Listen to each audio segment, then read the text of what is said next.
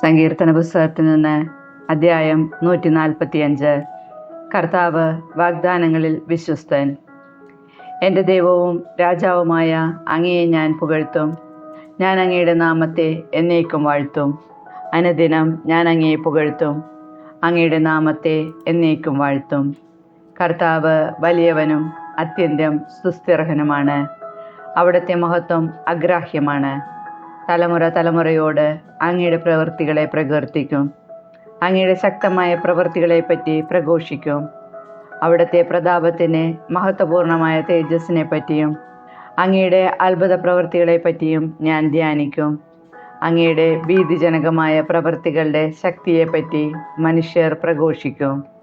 ഞാൻ അങ്ങയുടെ മഹത്വം വിളംബരം ചെയ്യും. അവിടുത്തെ സമൃദ്ധമായ നന്മയുടെ പ്രശസ്തി അവർ വിളിച്ചറിയിക്കും. അങ്ങയുടെ നീതിയെപ്പറ്റി അവർ ഉച്ചത്തിൽ പാടും. കർത്താവ് കൃപാലുവും കരുണാമയനും ക്ഷമാശീലനും സ്നേഹസമ്പന്നനുമാണ്. കർത്താവ് എല്ലാവർക്കും നല്ലവനാണ്. തൻ്റെ സർവ്വസൃഷ്ടിയുടെയും മേൽ അവിടുന്ന് കരുണ ചൊരിയുന്നു. കർത്താവെ, അവിടുത്തെ എല്ലാ സൃഷ്ടികളും അവിടത്തേക്ക് കൃതജ്ഞതയർപ്പിക്കും. അങ്ങയുടെ വിശുദ്ധർ അങ്ങയെ വാഴ്ത്തും. അവിടുത്തെ രാജ്യത്തിൻ്റെ മഹത്വത്തെപ്പറ്റി അവർ സംസാരിക്കും. അവിടുത്തെ ശക്തിയെ അവർ വർണ്ണിക്കും. അവിടുത്തെ ശക്തമായ പ്രവൃത്തികളും അവിടുത്തെ രാജ്യത്തിൻ്റെ മഹത്വപൂർണമായ പ്രതാപവും മനുഷ്യമക്കളെ അവർ അറിയിക്കും. അവിടുത്തെ രാജ്യത്വം ശാശ്വതമാണ്.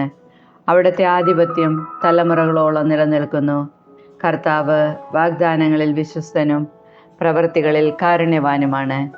കർത്താവ് വീഴുന്നവരെ താങ്ങുന്നു, നിലം പറ്റിയവരെ എഴുന്നേൽപ്പിക്കുന്നു. എല്ലാവരും അങ്ങയിൽ ദൃഷ്ടി പതിച്ചിരിക്കുന്നു. അങ്ങ് അവർക്ക് യഥാസമയം ആഹാരം കൊടുക്കുന്നു. അവിടുന്ന് കൈ തുറന്നു കൊടുക്കുന്നു. എല്ലാവരും സംതൃപ്തരാകുന്നു. കർത്താവിൻ്റെ വഴികൾ നീതിനിഷ്ഠവും അവിടുത്തെ പ്രവൃത്തികൾ കൃപാപൂർണവുമാണ്.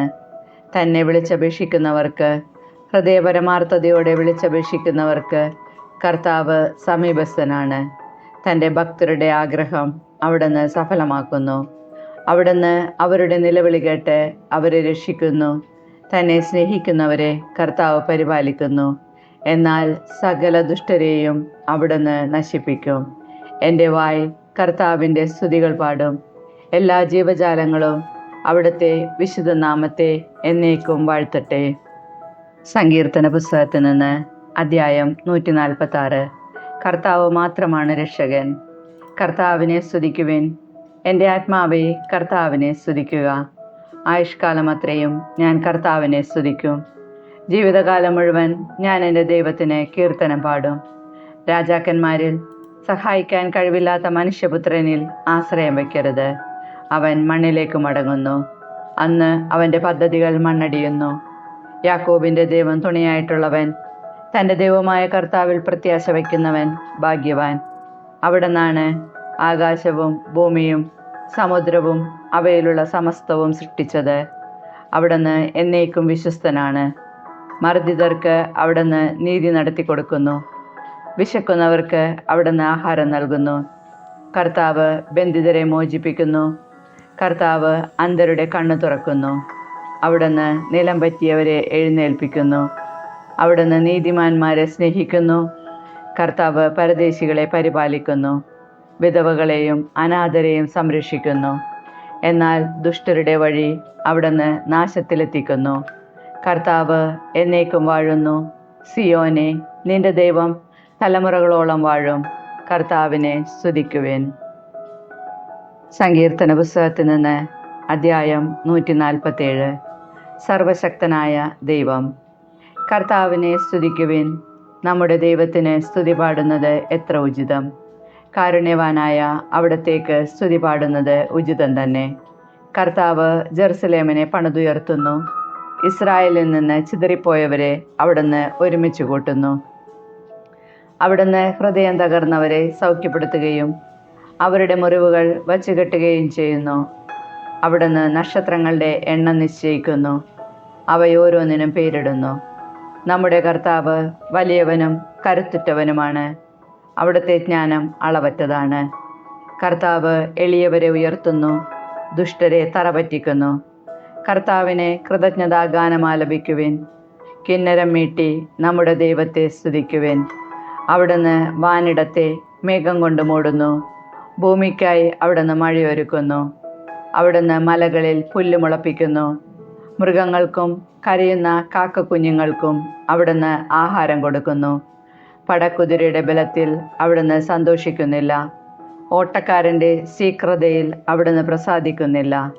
തന്നെ ഭയപ്പെടുകയും തൻ്റെ കാരുണ്യത്തിൽ പ്രത്യാശ വയ്ക്കുകയും ചെയ്യുന്നവരിലാണ് കർത്താവ് പ്രസാദിക്കുന്നത്. ജെറുസലേമേ, കർത്താവിനെ സ്തുതിക്കുക. സിയോനെ, നിന്റെ ദൈവത്തെ പുകഴ്ത്തുക. നിന്റെ കവാടങ്ങളുടെ ഓടാമ്പലുകൾ അവിടുന്ന് ബലപ്പെടുത്തുന്നു. നിന്റെ കോട്ടയ്ക്കുള്ളിലുള്ള മക്കളെ അവിടുന്ന് അനുഗ്രഹിക്കുന്നു. അവിടുന്ന് നിന്റെ അതിർത്തികളിൽ സമാധാനം സ്ഥാപിക്കുന്നു.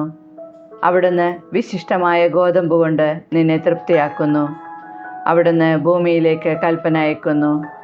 അവിടുത്തെ വചനം പാഞ്ഞു വരുന്നു. അവിടുന്ന് ആട്ടിൻ രോമം പോലെ മഞ്ഞ് പെയ്യിക്കുന്നു. ചാരം പോലെ ഹിമധൂളി വിതറുന്നു. അവിടുന്ന് അപ്പക്കഷ്ണം പോലെ ആലിപ്പഴം പൊഴിക്കുന്നു. അവിടുന്ന് അയക്കുന്ന തണുപ്പ് ആർക്ക് സഹിക്കാനാവും? അവിടുന്ന് കൽപ്പന അയച്ച് അതിനെ ഒരുക്കിക്കളയുന്നു. അവിടുന്ന് കാറ്റിനെ അയക്കുമ്പോൾ ജലം ഒഴുകിപ്പോകുന്നു.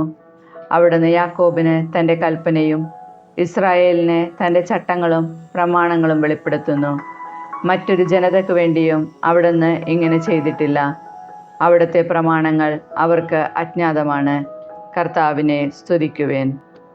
സങ്കീർത്തന പുസ്തകത്തിൽ നിന്ന് അധ്യായം 148. കർത്താവിനെ സ്തുതിക്കുവിൻ. ആകാശത്ത് നിന്ന് കർത്താവിനെ സ്തുതിക്കുവിൻ. ഉന്നതങ്ങളിൽ അവിടുത്തെ സ്തുതിക്കുവിൻ. കർത്താവിൻ്റെ ദൂതന്മാരെ അവിടുത്തെ സ്തുതിക്കുവിൻ. കർത്താവിൻ്റെ സൈന്യങ്ങളെ അവിടുത്തെ സ്തുതിക്കുവിൻ. സൂര്യചന്ദ്രന്മാരെ അവിടുത്തെ സ്തുതിക്കുവിൻ. മിന്നിത്തിളങ്ങുന്ന നക്ഷത്രങ്ങളെ അവിടുത്തെ സ്തുതിക്കുവിൻ. ഉന്നതവാനിടമേ, കർത്താവിനെ സ്തുതിക്കുവിൻ. ആകാശത്തിന് മേലുള്ള ജലസഞ്ചയമേ, അവിടുത്തെ സ്തുതിക്കുവിൻ.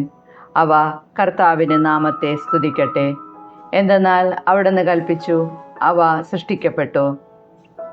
അവയെ അവിടുന്ന് എന്നേക്കും സുസ്ഥിരമാക്കി. അലംഘനീയമായ അതിർത്തികൾ അവിടുന്ന് അവയ്ക്ക് നിശ്ചയിച്ചു. ഭൂമിയിൽ നിന്ന് കർത്താവിനെ സ്തുതിക്കുവിൻ.